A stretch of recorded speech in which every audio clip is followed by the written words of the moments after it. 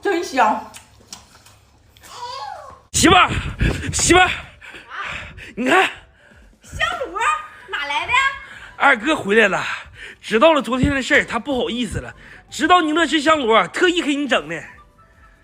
不是二哥不在船上干活吗？咋这么快就回来了？我怕他媳妇挨欺负，拿香炉点我呢。行了，你二哥不是那样人，再说给邻居说，差不多就行了。行。